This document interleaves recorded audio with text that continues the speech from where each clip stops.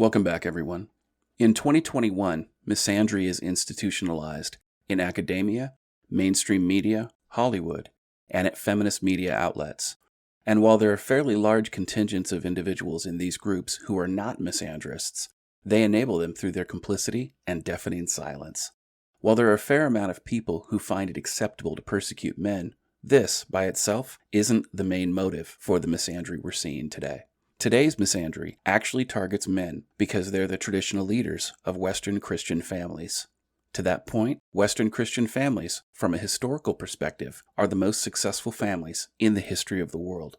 While this video is about practical survival skills, we cannot have a meaningful dialogue about the near-daily persecution men face without also addressing the discrimination against Western Christian families. And so we're clear, from an organic perspective, you cannot have a family without a biological father and mother.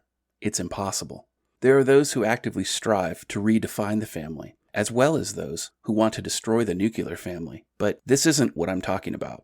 I'm talking about the family in holistic terms. Not only the nuclear family, but also, and this is important, the extended family.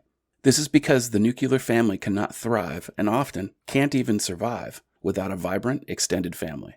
With that in mind, in 2021, the world has changed. A few years ago, I made my first solo video about big tech censorship and the constitutional crisis it was creating by infringing upon the First Amendment. At the time, no one was discussing big tech censorship in those terms.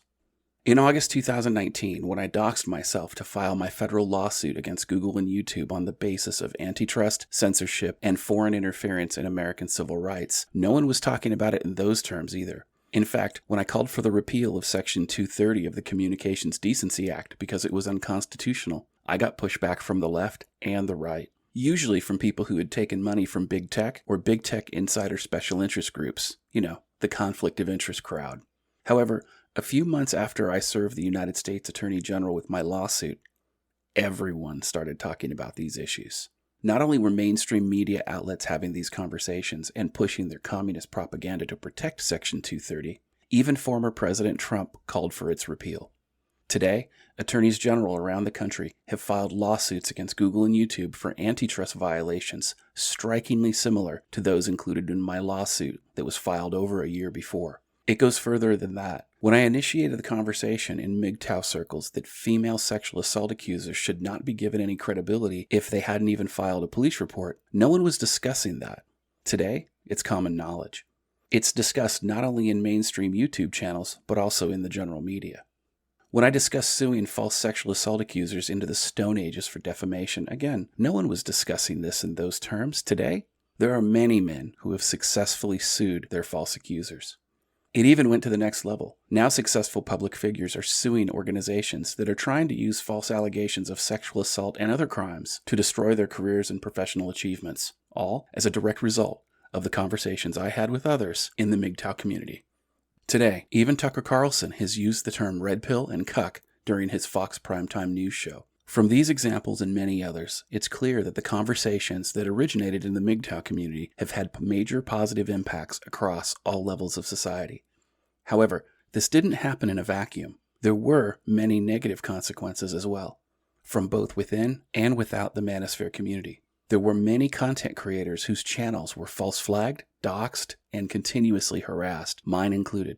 When it happens within the manosphere, too often it's motivated by drama marketing or from shills who are threatened by those who speak to the community with integrity. In some instances, these so-called red pill masculine men coordinate these attacks with feminists and other emotional thinkers, like in the case of the 21 Convention doxing incident, which coordinated with a feminist New York Times journalist.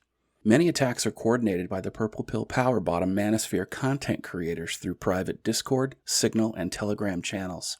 In these cases, they try to place the blame elsewhere to avoid accountability. These voices give the manosphere a bad name. In other cases, corporate communists are threatened because the last thing they want is an empowered, self-validated, heterosexual Christian male teaching others how to be the same. Self-validated heterosexual Christian males are the foundation of self-reliant strong families, and strong families create and reinforce strong, self-reliant communities, and self-reliant communities have natural herd immunity to the disease of corporate communist ideology and the hypocrisies and social decay that are its natural consequences. Nearly 2 decades ago, the MGTOW community came up with a practical survival skill to address these issues. This skill is as valid today as it was when it was first coined: ghosting. The prepper community recently discovered this in the last 12 months, if YouTube videos are any indication. They call it being a gray man. The concept, at its most basic level, is blending in.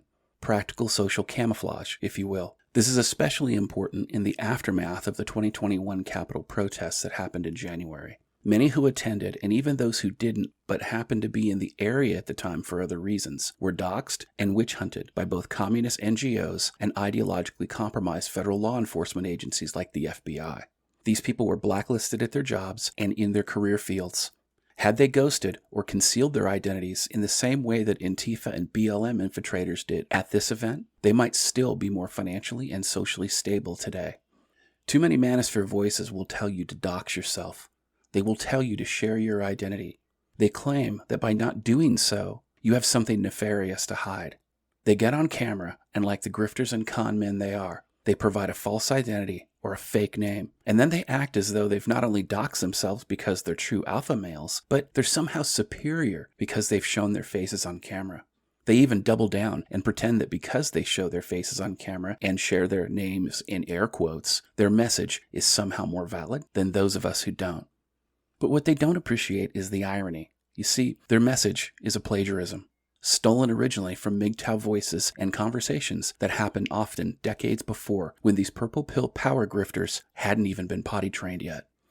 Nearly 90% of Manosphere voices plagiarize and parrot MGTOW teachings and wisdom, whether they're like Rollo Tomasi, who just rephrased it and published it in books, or like the army of grifter dating coaches who shame MGTOW only to use MGTOW wisdom as the core of their paywall dating content.